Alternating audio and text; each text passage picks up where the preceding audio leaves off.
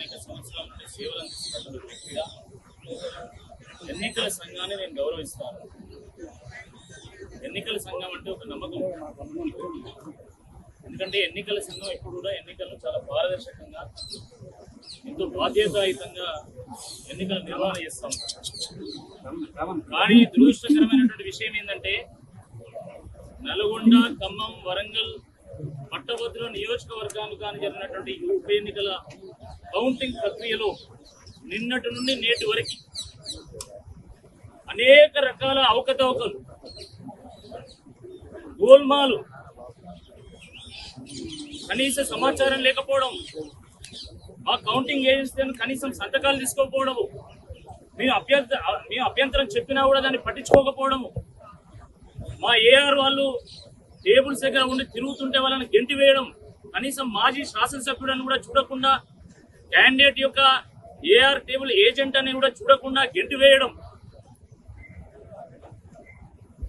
ఫలితాల్లో మాకున్నటువంటి grievances address చేయకుండా, కనీసం మాత్రం చర్చించకుండా ఏకపక్షంగా ఈరోజు వచ్చి మీడియాకు డైరెక్ట్ గా ఇన్ని ఓట్లు ఈ అభ్యర్థికి వచ్చినాయి, ఇన్ని ఓట్లు ఈ అభ్యర్థికి వచ్చినాయి, మెజారిటీ ఇంత ఉందని చెప్పేసి ఏకపక్షంగా ప్రకటించడాన్ని మేము తీవ్రంగా తప్పుపడుతున్నాం.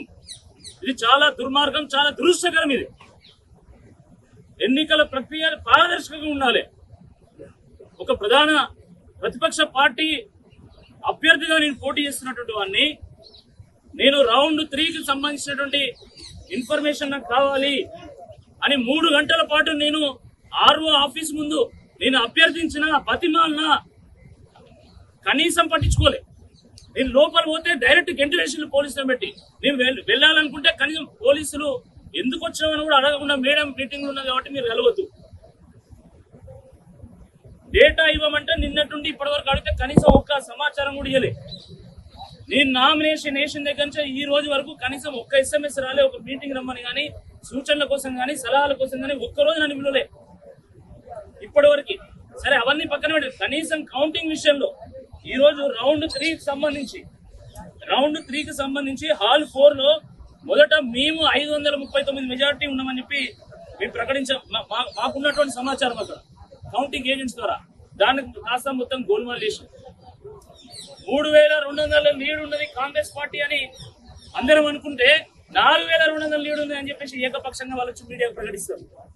17,500 మెజారిటీ ఉంది మొత్తం క్యుములేటివ్ గా అని చెప్పేసి మేము నోట్ చేసుకుంటే, దాని గురించి మాట్లాడదామని పోయినా కూడా కనీసం పట్టించుకోకుండా మేము ఈ రిటర్నింగ్ ఆఫీసర్ డోర్ దగ్గర నేను కూర్చున్నా, ఒక అభ్యర్థిగా నేను కూర్చుంటే నన్ను కాదని డైరెక్ట్ వచ్చి మీడియాకు 18,876 మెజార్టీ అని ప్రకటించింది.